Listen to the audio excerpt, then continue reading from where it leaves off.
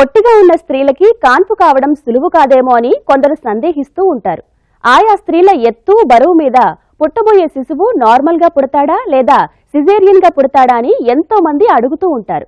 ఈ ప్రశ్నలకి సమాధానం మీరే చూడండి.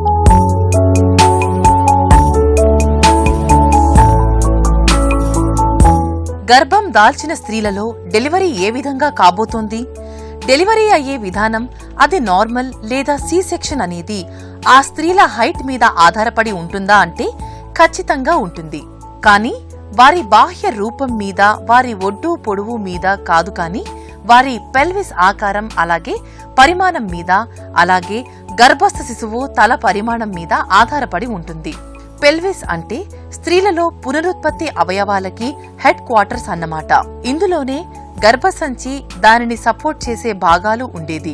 లేబర్ ఈజీ కాబోతుందా, బిడ్డ నార్మల్ గా పుట్టబోతోందా లేదా సి సెక్షన్ పడుతుందా అనేవి ఈ అంశాల మీద ఆధారపడి ఉంటాయి. సాధారణంగా చిన్నగా ఉన్న స్త్రీలకి వాళ్ళకి భయంగా ఉంటుంది.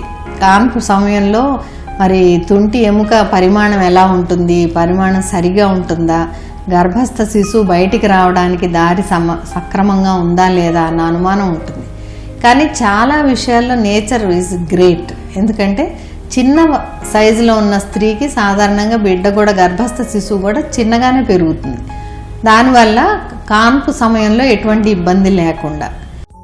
పొట్టిగా గుండ్రంగా ఉన్న గర్భిణీకి డెలివరీ సమయంలో ఇబ్బంది అవుతుందా అనే సందేహం కూడా సాధారణంగా ఉంటుంది. పొట్టిగా లావుగా ఉన్న స్త్రీలలో పెల్విస్ ఆకారం అలాగే పరిమాణంలో నార్మల్ డెలివరీ అయ్యేందుకు కావలసినట్టుగా వీలుగా ఉండొచ్చు. అలాగే పొడవుగా ఉన్నా కూడా కొందరిలో పెల్విస్ పరిమాణం అలాగే ఆకారం లేబర్ కి సహకరించకపోవచ్చు. అలాగే గర్భిణీలు ఏ విధంగా డెలివర్ కాబోతున్నారనేది వారి పెల్విక్ కెపాసిటీ మీద, బర్త్ కెనాల్ ఎంత చక్కగా మార్గం సుగమం చేస్తుంది అనే అంశాలపై ఆధారపడి ఉంటుంది. ఇంతకీ పెల్విస్ సైజ్ ని ఏ విధంగా తెలుసుకోవచ్చు అని కూడా మీరు అడగవచ్చు. ఇందుకు సమాధానం, కొన్నిసార్లు చూస్తుంటాం అమ్మాయి చిన్నగా ఉండి వాళ్ళ హస్బెండ్ భర్త బాగా ఆజానుబాహు అయితే ఆ బిడ్డ జెనెటిక్గా ఫాదర్ లాగా ఉన్నట్లయితే బిగ్ బేబీ ఉండొచ్చు. ఇటువంటప్పుడు కెఫాలో పెల్విక్ డిస్ప్రపోర్షన్ అంటాం. అంటే తుంటి ఎముకకి ఆ బిడ్డ ఒక తల పరిమాణము మ్యాచ్ కావన్నమాట. దాంతో తల కిందకి 9వ నెల వచ్చేటప్పటికి పెల్విస్లోకి ఎంగేజ్ అవ్వాలి. ఈ ఎంగేజ్మెంట్ అవ్వదు, పైనే ఉంటుంది, ఫ్లోటింగ్ హెడ్ అంటాము. తర్వాత ఇంటర్నల్ చెకప్ చేసినప్పుడు కెఫాలో పెల్విక్ డిస్ప్రపోర్షన్ అంటే బేబీ తలకాయకిను పెల్విస్ దారిలోనూ డిస్పారిటీ ఉండటం వల్ల నార్మల్ డెలివరీ కాదు అని ముందుగానే తెలిసిపోతుంది. గర్భధారణ మొదలు డెలివరీ అయ్యేదాకా ఈ జర్నీలో ఎన్నో ఒడిదుడుకులను స్త్రీలు ఫేస్ చేయాల్సి వస్తుంది. ప్రెగ్నెన్సీ కన్ఫర్మ్ అవగానే కలిగే ఆనందం నెమ్మదిగా నెలలు నిండుతున్న కొద్దీ టెన్షన్ కి దారితీస్తుంది. ఎన్నో ఎమోషనల్ చేంజెస్ ఈ మధ్యలో జరుగుతాయి. ప్రెగ్నెన్సీ జర్నీ ఎలాంటిదంటే పలు రకాల అనుభూతులను కలిపిన అనుభవం. తల్లి కాబోతున్నప్పుడు కలిగే సంతోషం నెలలు గడుస్తుంటే దిగులులోకి మారుతుంది. డెలివరీ ఎలా కాబోతుంది, నొప్పులు భరించగలమా, పుట్టబోయే బిడ్డ ఎలా ఉంటాడు, ఆరోగ్యంగా అన్నీ సవ్యంగా ఉంటాయి కదా, ఇలా చెప్పలేనన్ని ఆలోచనలు గర్భిణీ మదిలో మెదులుతూ ఉంటాయి. అదీ కూడా నెలలు ముగుస్తుంటే. ఇవన్నీ కూడా ప్రతి గర్భిణీ కూడా ఎదుర్కొనే చాలా సహజమైన ఆలోచనలే. కాన్పుకి టైం దగ్గర పడే కొద్దీ ప్రతి గర్భిణీ స్త్రీకి అదొక రకమైన భయము కొంచెం ఉంటుందండి.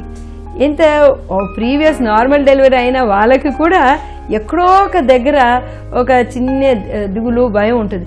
ఈసారి నాకు కాన్పు ఎట్లయితుంది, నార్మల్ అయినా కూడా ప్రతి వారు కొన్నిసార్లు వచ్చి అడుగుతూ ఉంటారు, ఈసారి నాకు నార్మల్ అవుతుందా, ఈసారి నాకు సిజేరియన్ అవుతుందా. అయితే అది కరెక్ట్. ఎందుకంటే 9 నెలలు ఒక ఎత్తు, ఆ 9 గంటలు ఒక ఎత్తు. అదే కాకుండా తొలిసూరు కాన్పు వాళ్ళకి అది ఇంతకుముందు ఆ నొప్పులు భరించలేదు కదా, ఆ నొప్పులు వాళ్ళు అనుభవించలేదు కదా. సో వాళ్ళకి ఆ నొప్పి అనేది ఎలా ఉంటుందో, నార్మల్గా ఒక 24 గంటలు మీరు లేబర్ పెయిన్స్ వచ్చినా అందులో 2.5 గంటలే అసలైన కాంట్రాక్షన్స్ ఉంటుంది.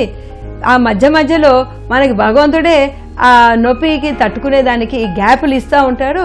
సో మీరు ఏం భయపడద్దని మనం కౌన్సిలింగ్ ఇవ్వవలసిన అవసరం ఎంతైనా ఉంది. ఆ చుట్టుపక్కల వారు కూడా వాళ్ళకి ప్రోత్సాహం ఇవ్వాలి, కౌన్సిలింగ్ ఇవ్వాలి. ఇలా రీఅష్యూరెన్స్ చేస్తే వాళ్ళకి ధైర్యం ఇస్తే తప్పకుండా వాళ్ళకి ఈ యొక్క ఇమోషనల్ భయం అనేది తక్కువగా ఉంటుందండి.